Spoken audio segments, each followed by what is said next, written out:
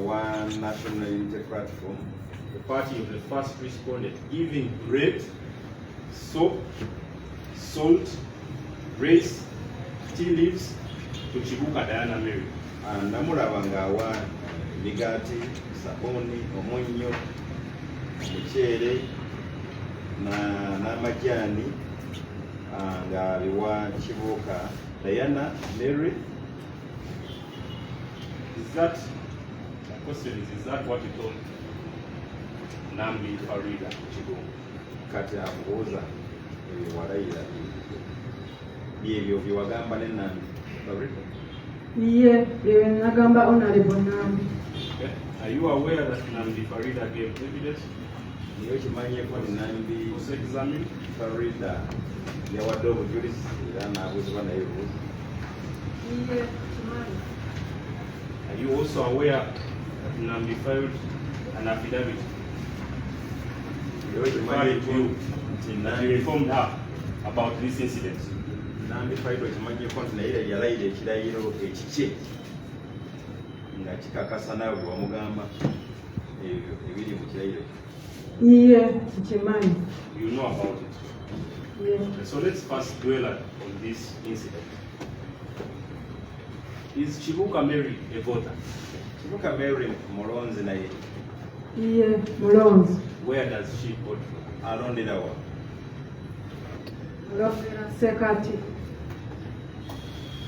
We have evidence that she's a voter. Olina ekikakasa nti mulonzi?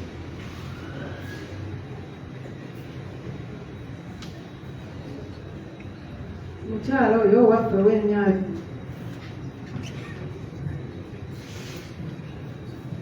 But you have what shows that she's a voter. Naye ng'olina ekikakasa nti mulonzi. Olina obukakafu bwonna bw'olaga kkooti mulonzi atuukiridde akulonda. Nedda oweekitiibwa omulamuzi sirina bukakafu.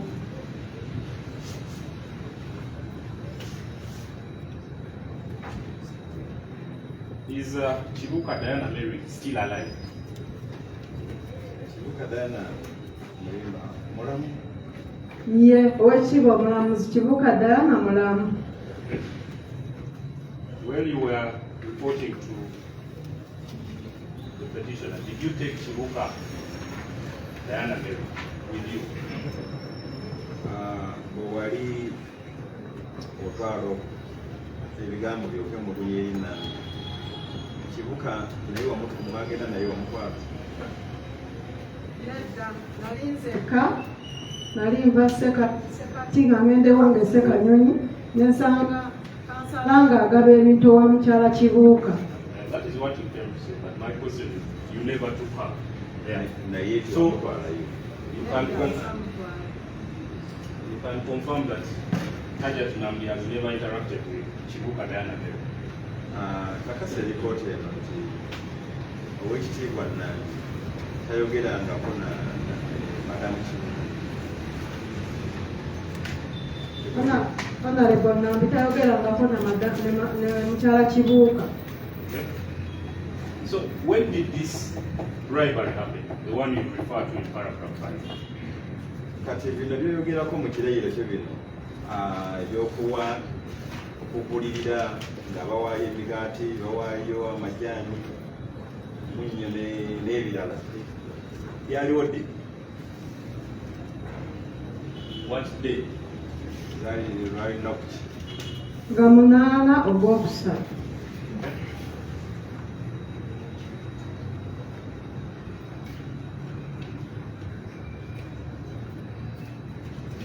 And that is what you told the petitioner, Nambi Faridah Chibuuka.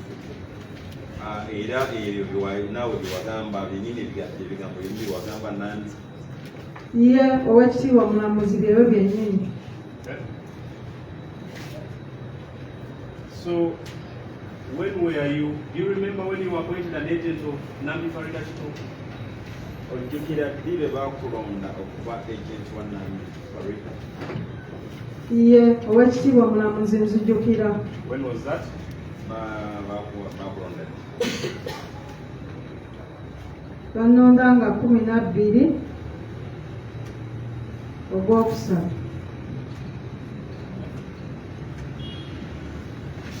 And before they appointed you an agent, what role were you playing in the campaign? Nga tebannaba kulonda kuba agent. Mu bya campaign olwo wali okolanga wali okola. Abantu nafuka agent. Nali mobilizer w'okukyalo Ssekanyonyi. So, since now, of course, I will ask you this since you are, I don't have your identification. Do you know, I'll take it that you're a woman. Do you know about Women's Day? Olunaku lw'abakyala olumanyi. Ng'egyo oli mukyala.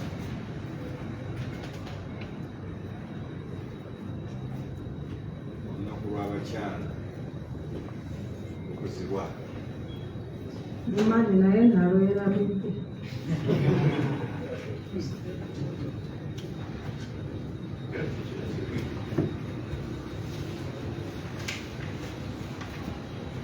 So, before your appointment as an agent, you had no role to play in the election.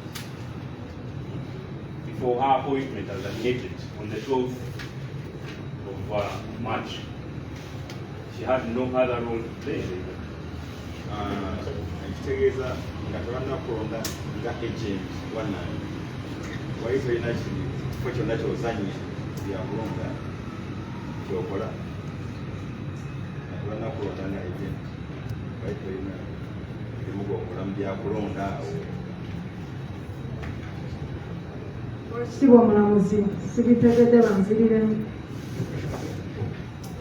Before her appointment, for your appointment as an agent of Nambi Faridah, what were you doing? What was your role in the election? Nga tebannaba kuba nti bakulonda nga agent. Wali okola ki ebyokulonda? Muki gwali okola ebyokulonda? Nali nkuŋŋaanya bantu. Mobilizer.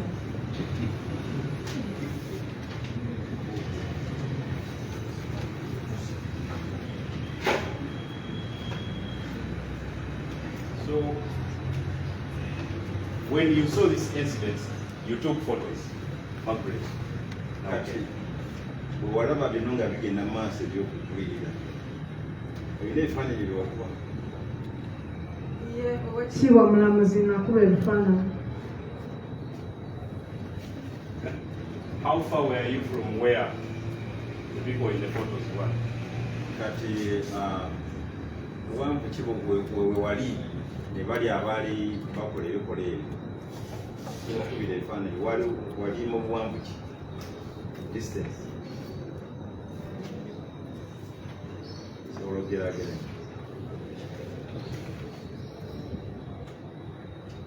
Oweekitiibwa Omulamuzi, nali nyimiridde wano ng'amaka gali wali nga wali. How far? Ng'ofulumya ebweru. Yimirira olage obukooti bw'oyimiridde wano abagaba omunnyo baliwa. Oweekitiibwa Omulamuzi, kye mbadde nsaba basonga oba tekikirizibwa.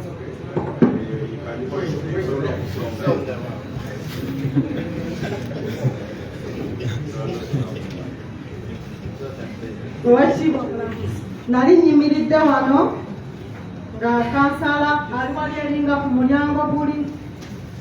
Nali nyimiridde wano.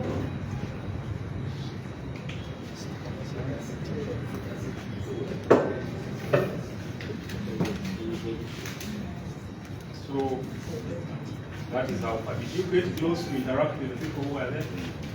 Kaakati bw'obalengera wasembera kumpi nabo olabe kyali kigenda mu maaso bulungi nga basemberera. Oweekitiibwa Omulamuzi, ennyumba eri ku kkubo nali mpitawo ne mpulira akaluulu nga basanyuka nnyo. Kansala wakwebale kujja.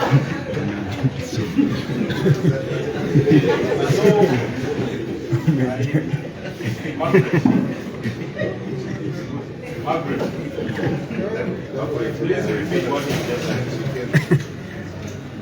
Margaret lawyer sabaddemu nga bozzeemu ekibuuzo Oweekitiibwa Omulamuzi, nali mpitawo ennyumba eri ku kkubo nga nva Sekati ngende wange Sekanyonyi ng'abantu bali mu kusanyuka bakuba obuluulo bwa mukyala Kibuuka kansala kusanyusa okulaba then ng'abawa ebintu. So they were happy to see their councillor, not an agent of Nalukoola.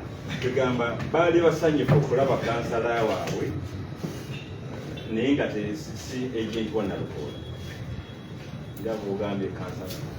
Bwe baasanyuka ennyo ne ndaba ng'agamba ebintu ng'agamba temwerabira ku 13 okulonda Nalukoola.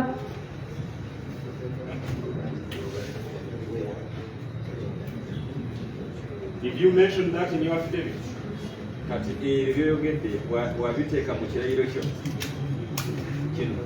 Ye nabiteekamu. Okay, take me there.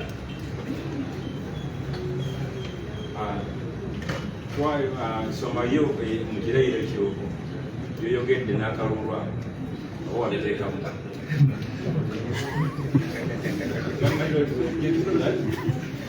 The witness already clarified that she does it now. My Lord, I want the witness to, because she says she stated this in her affidavit.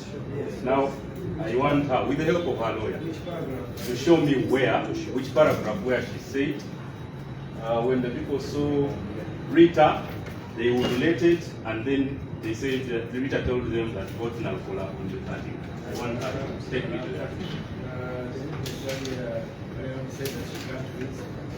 No, but she can be taken there by the advocates.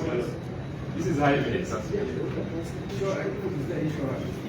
Me, I don't see it, but the lawyers can. Maybe it is coded. If he doesn't see, then yes, he proceed. Why does he ask why doesn't see? I put it to you, Margaret, that is not stated in the affidavit. Lawyer yagamba nti akikuteerako ebyo byoyogedde n'akalulu tewabiteekamu kirayiro. Nabiteekamu Oweekitiibwa Omulamuzi, yali agawa sukaali, majaani, mugaati, sabbuuni n'omuceere. So you read your part. Let's go to your paragraph 5. Margaret. Genda mu paragraph ey'okutaano eyo ewalayira. I can read it and interpret. I'm interested in the last part.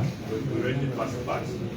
Nalukoola Rita, a councillor at Kawempe division belonging to the National Platform Party, of the first respondent giving bread, salt, rice, tea leaves to Kibuuka Mary, who is a registered voter at Bright Sparks Junior School. What did you state the reason here? The reasons for which they were giving them hardly cited. Kati wagamba wano Nalukoola Rita, member one National Unity Platform, wamulaba ng'awaayo ebintu emigaati, sukaali, sabbuuni, amajaani, eri Kibuuka Diana Mary. Ye Oweekitiibwa Omulamuzi namulaba. No, I did. I said, did you give the reason here? You saw them, yes. That is correct. Did you give the reason here why she was giving the things? Wakubuuliza nti kale wamulaba ng'abiwaayo. Wateekamu ensonga lwaki yali aliwe abantu abo. Wawa ensonga yo mu kirayiro kyo. Lwaki yali abawa emigaati, sabbuuni, munnyo, majaani. Oweekitiibwa Omulamuzi banziriremu. You stated that you saw Nalukoola Rita giving out items, among others, salt, rice, tea leaves. Did you give the reason here why she was giving out those items? Wayogera wano mu kirayiro kyo ng'ogamba nti walaba Nalukoola ng'awa Kibuuka ebintu ebyo mwali sabbuuni, omunnyo, amajaani, emigaati. Wawa ensonga lwaki yali abikuwa. Owekitiibwa omulamuzi we namulaba nga abiwaayo nenkwata essimu yange nenkuba ebifaananyi. Maybe you can help me save time. Please confirm that you never gave the reason for which on the 8th of March 2025, Nalukoola Rita allegedly gave Chibuka Diana Mary these items mentioned in paragraph. Please confirm that you never gave the reason.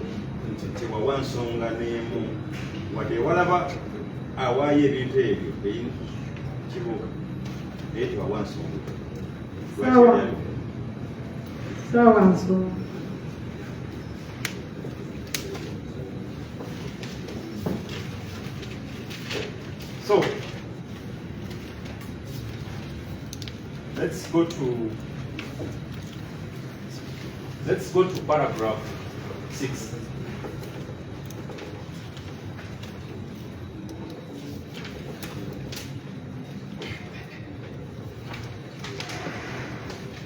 Paragraph 6. Beg you read and translate it. Kati ayagala owulize bulungi paragraph ewalayira ey'omukaaga wagamba nakuba ebifaananyi ebya Nalukoola Rita ng'awa ebintu bino bimenye nakozesa simu yange Spark 10 Canon version 483 version 4.8 DCC Adriot at KST kasaze mu 08 number OPM 2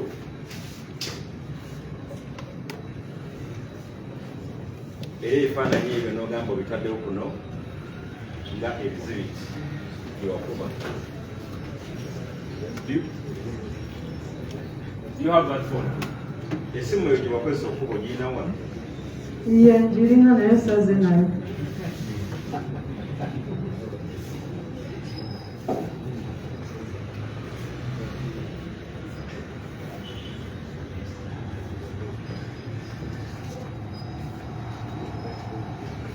What is your telephone number? Number ya simu eri number ya telephone number. It is 0758 83 81 0. So now Kenya, Margaret, are you aware of a group called WhatsApp group called Woman Lord Councillor KWP North? Oyina WhatsApp group yomanyi eyitibwa Women Group Councillor? Ye njimanyi yajinteekamu. You were a member of that group. Nawe olimu nga member kwoli ku WhatsApp group eyo? Nedda owekitiibwa omulamuzi enamba ezaffe azijja ku kyalo agenda tukolera golo. Now Kenya, let me do my job. Let me ask the questions and you do your job, answer it. Are you a member of this group? Naye nga kwoli ku group eyo? Owekitiibwa omulamuzi nalimu yeyanteekamu. Are you a member of that group? Oli member ku group WhatsApp group eyo? Nalimu nenvaamu. When did you exit it? Wavaamu? Tebbanga kubanga nalaba nga byamyuku ate nga nze siri wamyuku ne. Do you know when the group was created? Omanyi group eyo bagitondawo ddi bagiteekawo yatandikawo? Nedda owekitiibwa omulamuzi simanyi.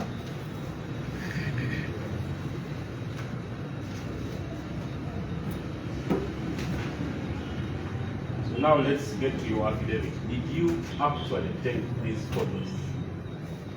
Kakasa erikooti eno kituufu ebifaananyi wabikuba? Ye Oweekitiibwa Omulamuzi nabikuba n'essimu yange.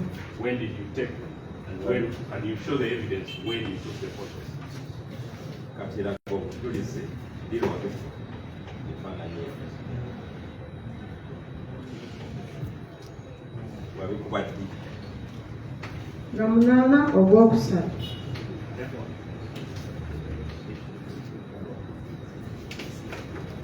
So maybe before we go there, we delve deeper into that. So you told Nambi Faridah that this incident of giving out items was on the 11th of March 2025. Is that correct?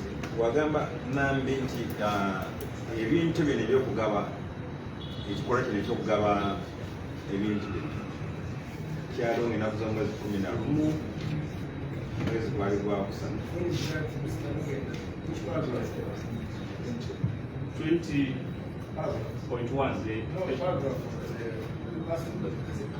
No, my lord, the paragraph of the petitioner, paragraph 21 of the affidavit in support of the petition, it says, I was in. I am. The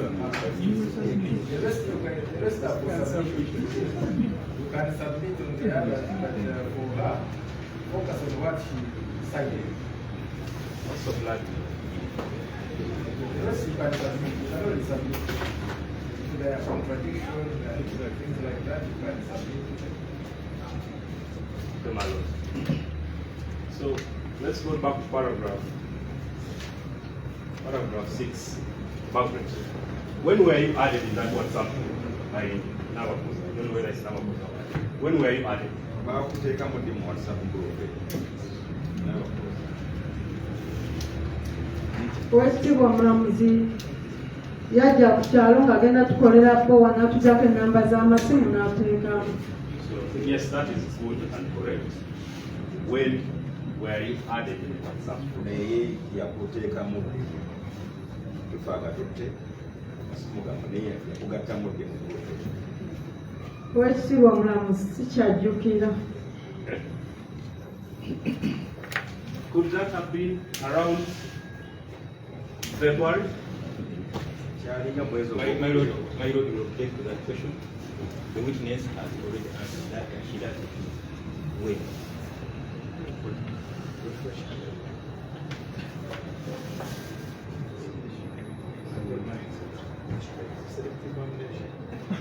I think she should answer. Let her answer. I am most obliged, my lord. She was a member of the WhatsApp group. Yes, she did. Let her answer. Most obliged. So, Margaret, do you think you were added in February? obujjukira obulungi baakuteekamu nga mu mwezi gwali gwakubiri.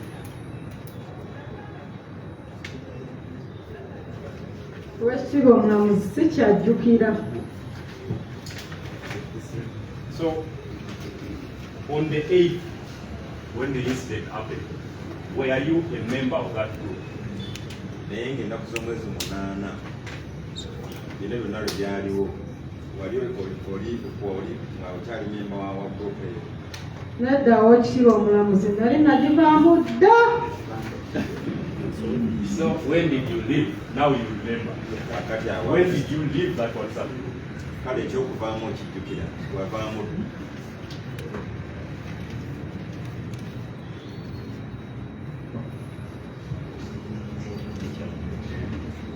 Oweekitiibwa Omulamuzi mbadde nsaba kunnyonnyola. My lord, the question is, the witness knows the answer. According? To you. Yeah. Yes, I am the one that's speaking. Yes, ma'am. So when did you leave this WhatsApp group? Wagivaamu ddi WhatsApp group eyo? Because by 8 March you had already left. When did you leave the WhatsApp group? Kubanga nga 8 Ogwokusatu wali wavaamu.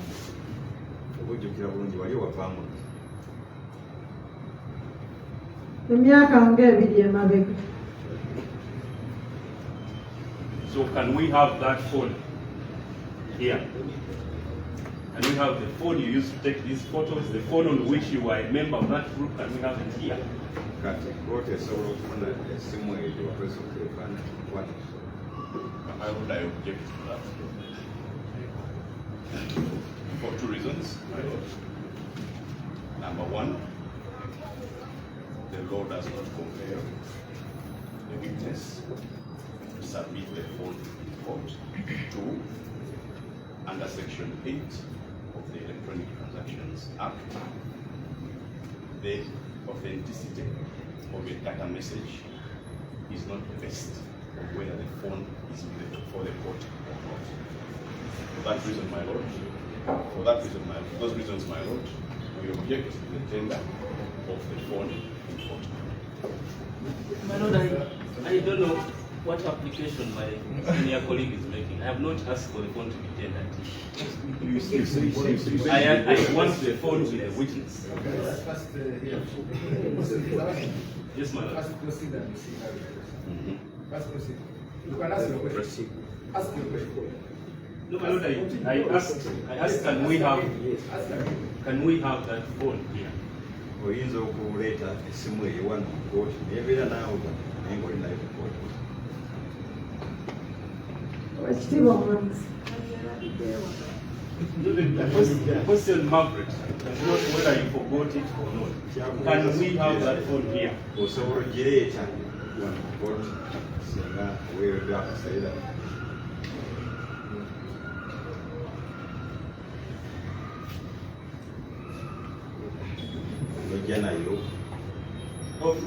Can you go back and bring that phone?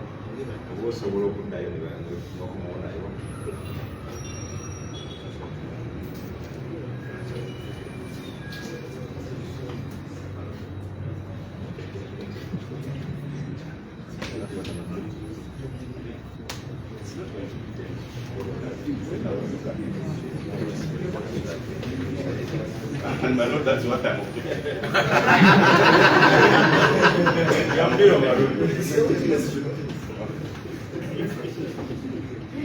This man, I haven't what's the answer.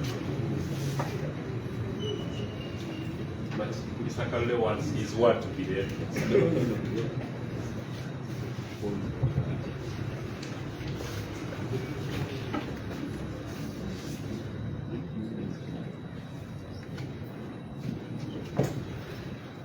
So maybe. Yes, my lord. You ask the question and we saw the reaction of the witness. Yes. Which I have to go. What reaction? What was the reaction? My lord, maybe let me ask another question. Margaret, where is this phone? Margaret, essimu yo eyirida. Essimu eriwaka. Thank you. My lord, this witness can produce this phone. She hasn't said that. And my lord, I thought the etiquette is that if I have the floor, my colleague can listen to me. I don't know what you respond to. I'm obliged, my lord. So, yes, my lord. My lord, where I am going, the witness really has to have the phone. And my lord, this is the background. Yes, We have. She said it's at home. Yes. My lord, so I am praying, my lord, we have. You ask her whether she can proceed and she. Maybe I can repeat the question and she confirms to us. Margaret, if the phone is at home, can you bring it? Margaret, essimu nga bw'ogambye eryewaka osobola okugireeta wano ku kkooti. Ye, ekitiibwa omulamuzi. My lord, I pray that we have the matters to look up for that phone to be brought.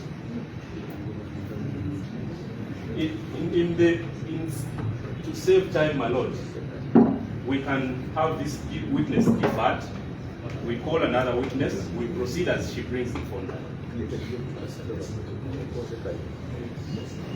We can have another witness so that we can save time. So to have the phone.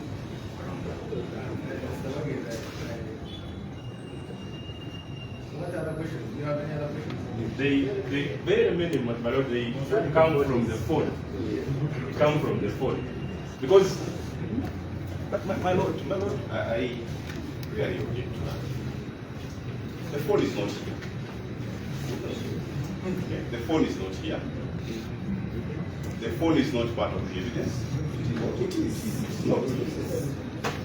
But my lord, the affidavit refers to the phone. The phone is not here. And it's not part of the evidence. What we have here is a description of the phone, not the phone.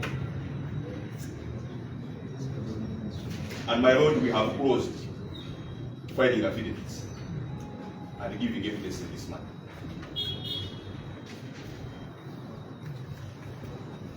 So clearly, and I've stated my lord under section 8 that I referred to earlier, even the phone being here is not a legal requirement.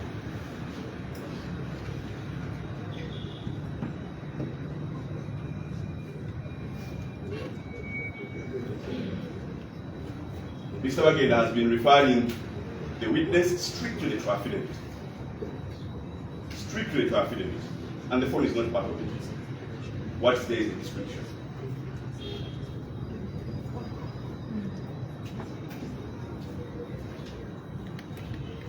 This witness is not going to another affidavit to bring in a phone. So, my lord, I pray that that prayer be disallowed and we continue with the cross-examination. My lord, my colleagues in Ukraine would supplement to that, but a quick rejoinder.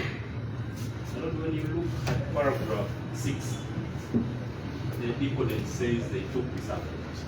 But we have an affidavit of Nalukoola Aswazizza, the person who is the subject of this affidavit, who has been alleged to have committed this crime, saying the photos were not taken by that phone. It's okay. What is okay? What is it? So, my lord, really, what we need is the need. Yes, to have committed. She says, I took the photos with my phone. Yes. Yes. Nalukoola Aswazizza after that's what the state that was filed after. So they will ask for hours. In fact, we are going to bring it. But this one, My lord, I will not ask for it. I don't know. So, my lord,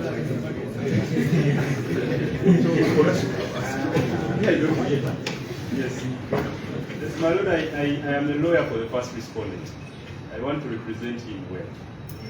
And I think this phone is going to be very important in us knowing and establishing if Margaret now take this photo. One, did Margaret now take? Actually, was she ever a member of this WhatsApp group? As I said, you said you have an affidavit from So there's that contention, my lord, that but my lord, because that would be crossing the bridge before we even get to it. You have a computer technician, I think you are bringing as well. Yes. A computer? No, not a computer technician. We have someone who printed. And I thought, okay, you have that piece of evidence? The one who? That piece of evidence you have. You have the printer, you have the person who printed. Yes. So can you make your point to the government? No, my lord, I need the phone. And my lord, fortunately, the phone is there. The phone can be brought. The witness has spoken. I have the phone, it can be brought. So my lord, really my prayer is that we can stand over the matter. What about the fact that you find that evidence has brought? It's okay, my lord, I am cross-examining. I am cross-examining. But my lord, my colleagues can supplement. Yes, my lord. So can you make your point without this phone? No, I cannot. My lord, I raise on that. My lord, what we are doing is trying to test credibility of the information. That's why we're here for cross-examination. Like my learned colleague stated, we are bound, court has to establish authenticity. How authentic is the statement being made? Like he stated before you. My lord, the phone she's referring to will take us to the time, even when the photograph is taken. So I do not see a problem. Actually, even proving that actually she took the photograph, they need to do that with her phone. So the element of the phone in cross-examination is very key and important to help us proceed on this issue. It does not matter. It's not about admitting it as evidence, but using it to test the credibility of her statements on the body. We are testing the credibility by evidence. My Lord, there was just one item. I thought the Samuel had introduced something new, my Lord, that I will respond. Yeah, my Lord, there is one item just to highlight. The essence of cross-examination itself is to delve into the truthfulness of the witness. And the raw material for this witness's affidavit is the phone. Lucky enough, the witness herself has admitted the phone is present. The witness also knows where the phone is, and the witness is willing to deliver the phone. The only person who is not willing to have the phone delivered is her lawyer. And lucky enough, my Lord, we are more interested in the witness than the lawyer at this point. So since the witness demonstrates willingness, and this witness we are dealing with is still a ghost in our eyes because she's unidentifiable. She has failed to identify herself. She also conveniently forgot to move with the phone, but since she has volunteered to do the same, in the interest of justice, we would have that, because the question is, what is the prejudice to the person who has come to court to prove and says, I took using the phone, and our only prayer is, please bring that phone, and you are fighting a lot to block the phone, which is your own evidence from coming. And when the phone comes, then what we want to do with all the arguments being tendered by our colleague for the petitioner can come. If we say we want to tender it in, then you will start the submissions electronic. But for now, since the witness is willing, we could have this matter stood over briefly. We have other witnesses that are available. We even have transport available for the witness.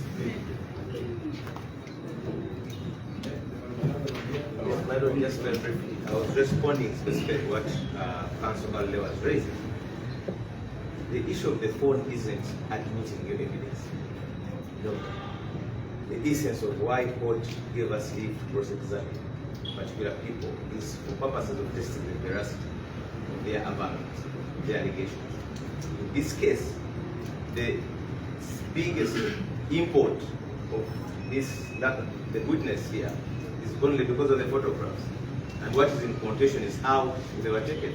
So it's not about admitting the phone as any new piece of evidence or exhibit, it's about testing the veracity. And it's an important part of cross-examination. Lastly, like my colleague Alex has mentioned, there's no harm to be suffered. There's no harm to be suffered by the witness, there's no prejudice to be suffered by the lawyer. There's no prejudice to be suffered by court, except for a few minutes, which you can nudge the inconvenience of purposes of achieving a fair trial.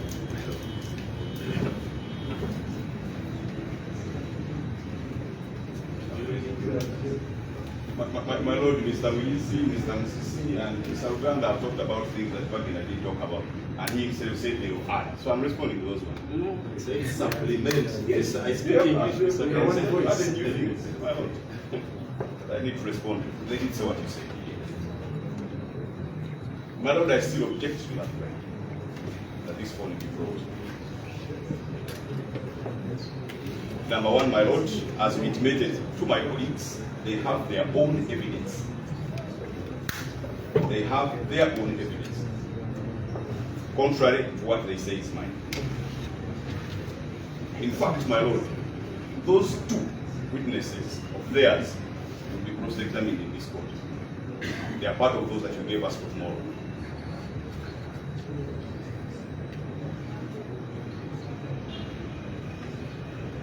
Number two, Mr. Uganda and Mr. Miss says we bring the phone.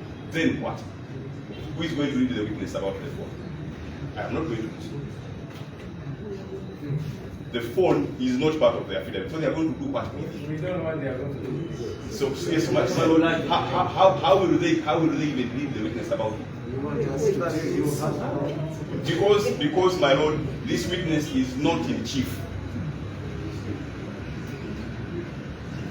They also say they will not introduce new evidence. So out of the phone, what will come out? That's new evidence. That's new evidence. Whatever they will get out of the phone will be new evidence. And this witness is not in chief. So if they get out this evidence, I do what with it? Will they read my witness in chief about the phone? And then proceed. And I proceed, I mean, how about it? What kind of procedure is that?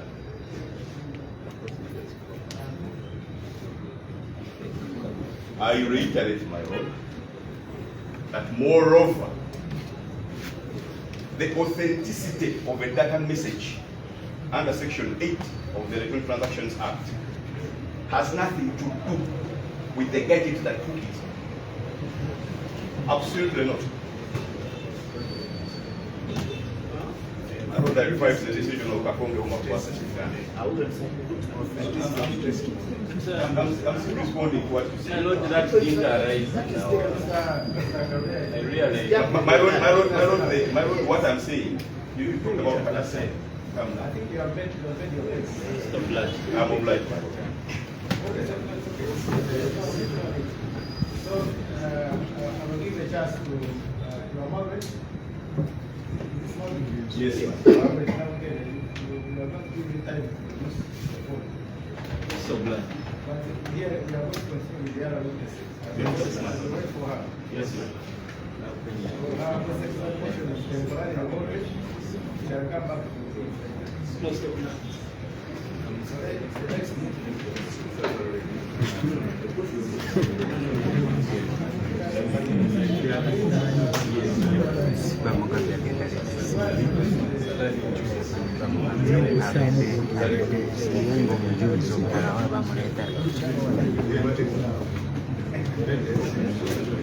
My lord, I'm asking for the one that I want you can do.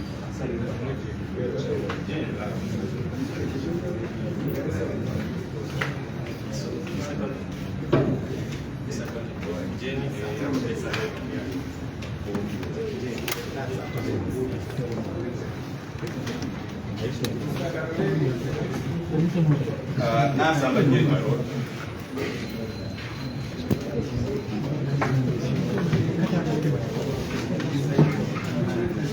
Nasamba Jane.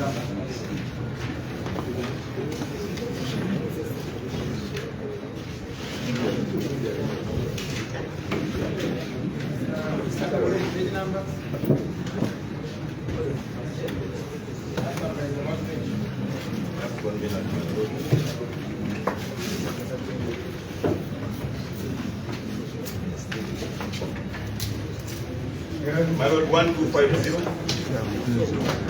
1250.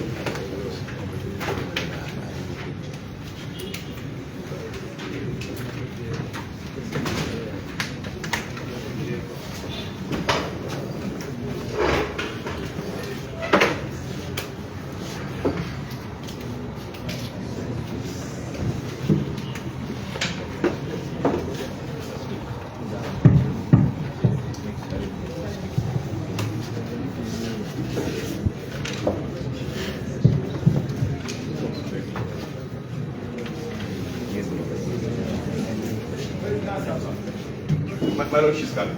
They are on the first floor.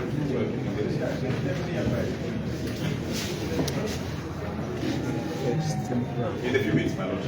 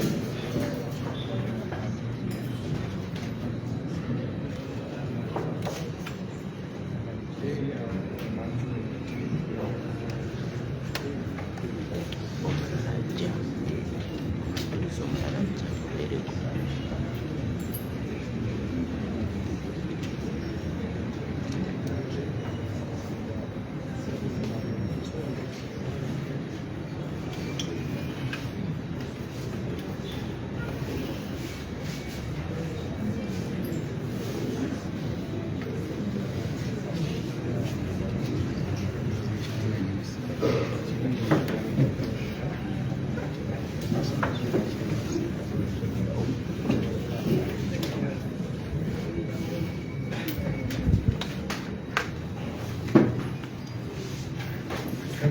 Maro, do you want me to introduce her or?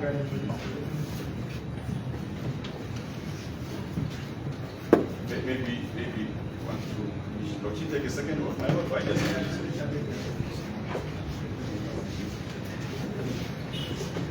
Nasamba osoma dini.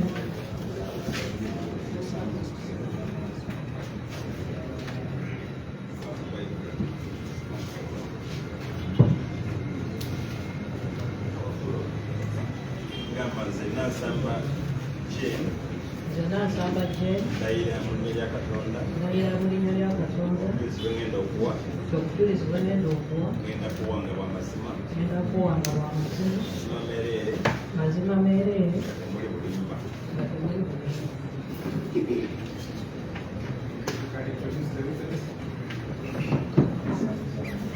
You can sit, Nasamba, you kindly restate your full name to the court. Amanya go mbuji Nasamba Bwani, kamulire wekitiibwa omulamuzi. Owekitiibwa omulamuzi bamuyita Nasamba Jane. How old are you? Nina emyaka 25.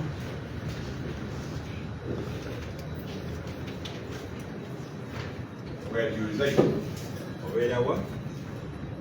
Mbeera Mpereerwe. Musekati zone. Do you remember swearing an affidavit in this matter? Ojjukira nti walayira ekirayiro kikwatagana n'omusango. Nsebo nzijjukira. And if I showed it to you, you would be able to identify it. Singa bakikuwa osobola okikakasa nti kyekyo walayira. Yes, sir. Is that the one? Kyekyo. Yes, sir. My lord, that affidavit is already admitted on the record of court and the witness will be cross-examined.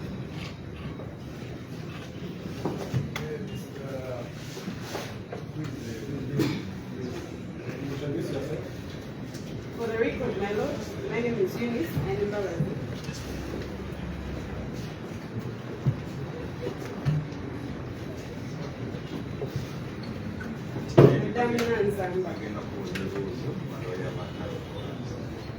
I have a few questions for you. And this court will be happy if you only tell the truth. Kati kanso y'emisagenda kumuza ebibuuzo asuubira kuba nti tugenda kwogera amazima mereere nga bw'olayidde.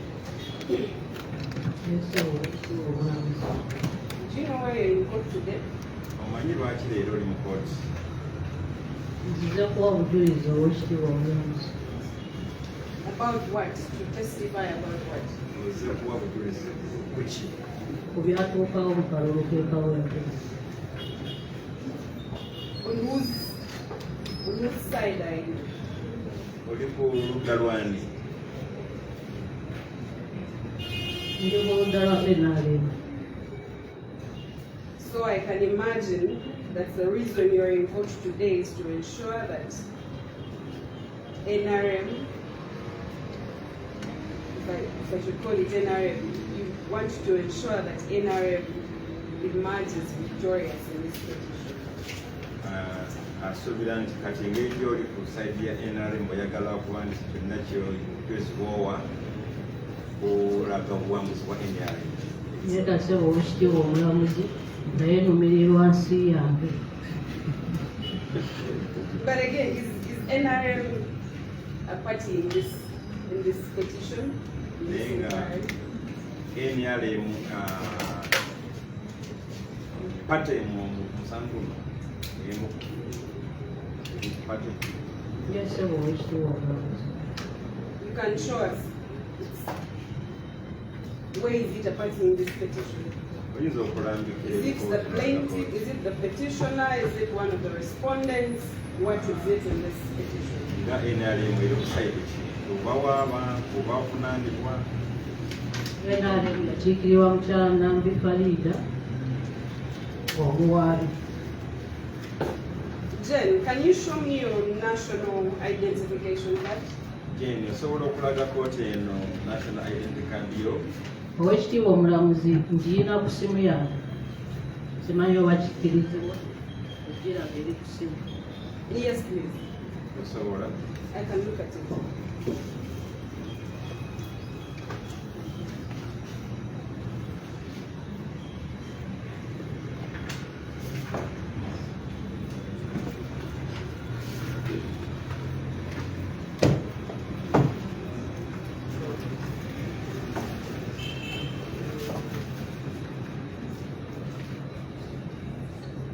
Thank you very much. You said you signed an affidavit in support of this petition. Do you have it there? Ogambye wakola walayira ekirayiro kakasa byogera petition eno bagikuwadde ogina affidavit ekirayiro kyekyo. Ese oweekitiibwa omulamuzi ngiina. When did you sign it? Wakityakodde omukono ekirayiro ekyo. Nagisayininga ng'ennaku z'omwezi 9 Ogwokuna 2025. Can you show me that date in your affidavit? Oyinza okulaga kooti eno ennaku z'omwezi ekirayiro ekyo tewakiteeka. Oweekitiibwa omulamuzi teriiko date naye ze zijjukira nti we nasayiniza. And the month? Ogwokuna. Can you show me the month on your affidavit? Omwezi mweguli mu kirayiro ekyo. Oweekitiibwa omulamuzi omwezi teguliiko. In whose presence did you sign it? Wagisayiningira mu maaso gani ekirayiro ekyo kiri layira mu maaso gani. Oweekitiibwa omulamuzi nakirayira maaso ga mwami Deo Bitaguma ne maaso ga mwami Kibirige Ismail.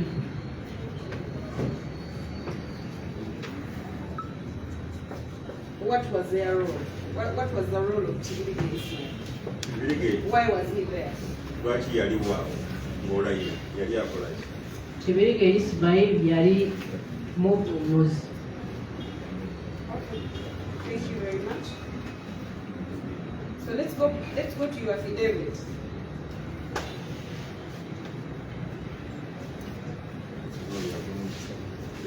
What time did you reach the polling station on the polling day? Zaali ssaawa mmeka we watuukira mu kifo ekironderwamu? Oweekitiibwa omulamuzi natuuka ku ssaawa nga ziri mu 4. By the time you reached the polling station, had you made up your mind on the person you're going to vote? Mu kiseera ekyo watuukira mu kifo ekironderwamu wali omaze okusalawo mu mutima ninga ogenda okuwa akalulu. Oweekitiibwa omulamuzi eyo ddembe lyange okumanya ni gwe nali ngenda okuwa.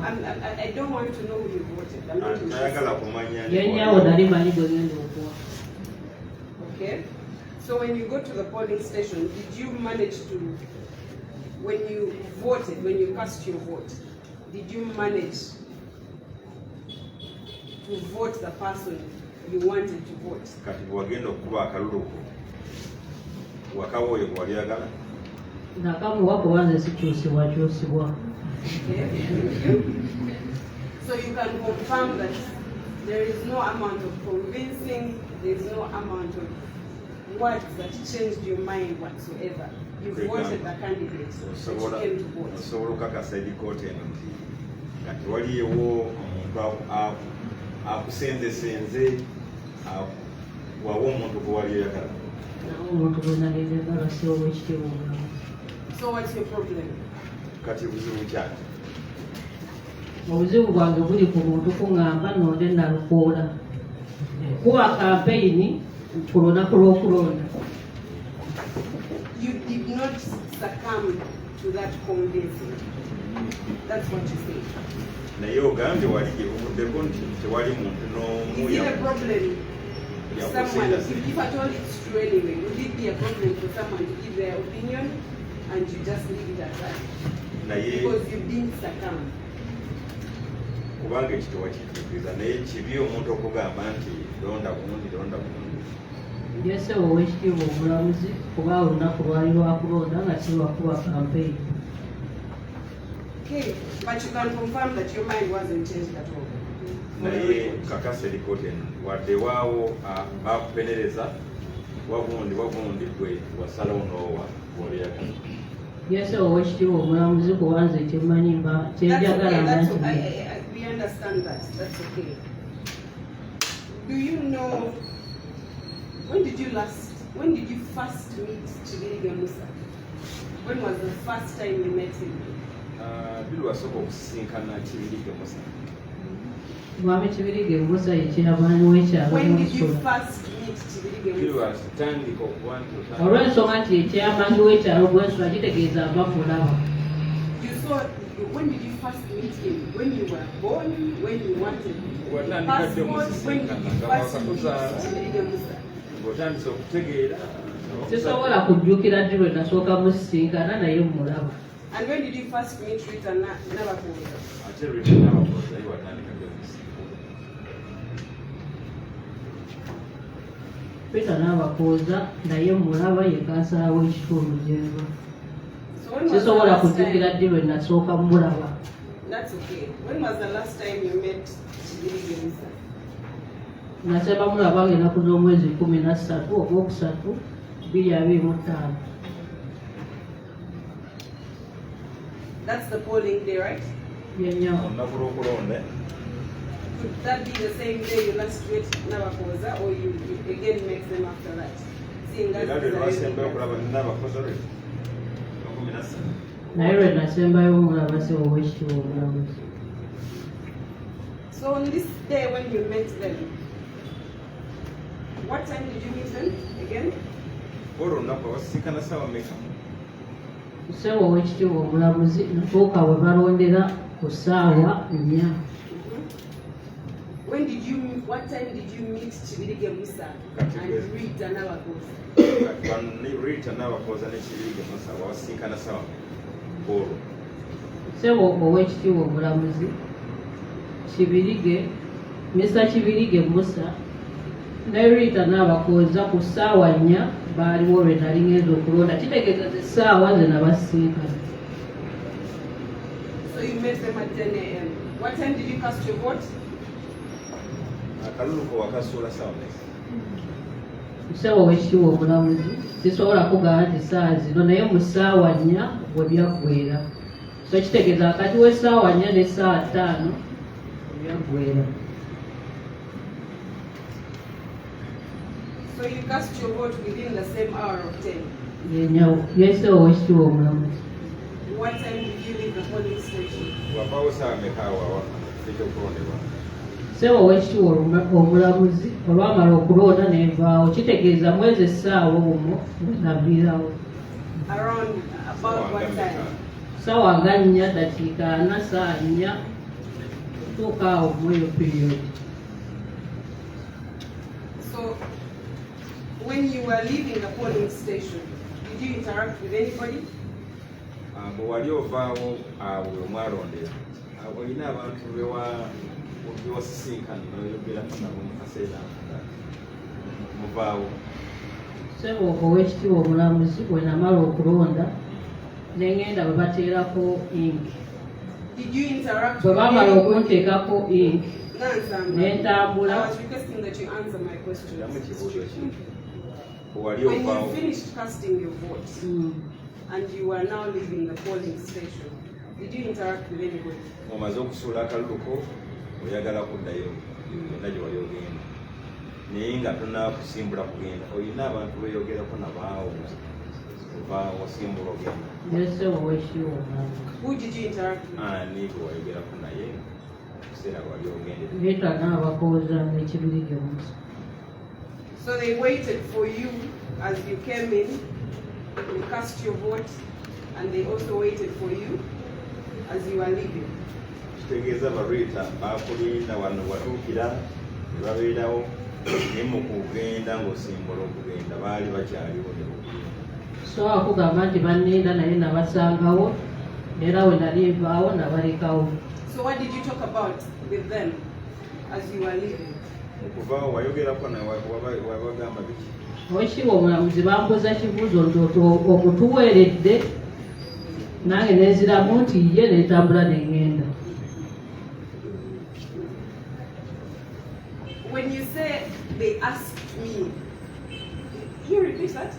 Oweekitiibwa omulamuzi bambuuza nti omutuweeredde kuba baŋŋamba nnonde omuntu waabwe. You first hold it there. When you say omutuweeredde, what does that mean? What? Who? Otulondedde Honorable Nalukoola. So can you state exactly what they asked you? Bambuuza otulondedde Honorable Nalukoola. So are you changing your statement? Should we take the first one, omutuweeredde or otulondedde Nalukoola? Which one do you want to put? Bambuuza otuweeredde Nalukoola. When they were asking you this question, were they both speaking at the same time?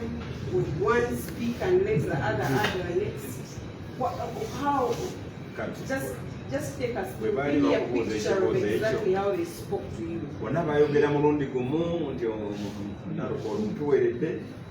the chorus so Oweekitiibwa omulamuzi mukulu Kibirige Musa ye yabuuza nti omutuweeredde Honorable Nalukoola. Okay, thank you. First go to paragraph. I know you said you don't know how to read, but maybe I'm going to read it for you. Paragraph 7, my lord. The witness says, when I was done voting, Councillor Nalukoola Aswazizza asked me whether I had voted the first respondent. I left the polling station and went back home. You can interpret it. Paragraph y'omusanvu wagamba nti bwe namala nze okusuula akalulu kange kansala Nalukoola Aswazizza n'ambuuza oba nali nnonze avunaanibwa asooka nemmala neŋŋenda okuva mu kifo ekyokulondebwa n'enzira yawa. So can you confirm to court that you are not sure, that you are a liar when it comes to who you met after the polling, after casting your vote, and what they talked to you about?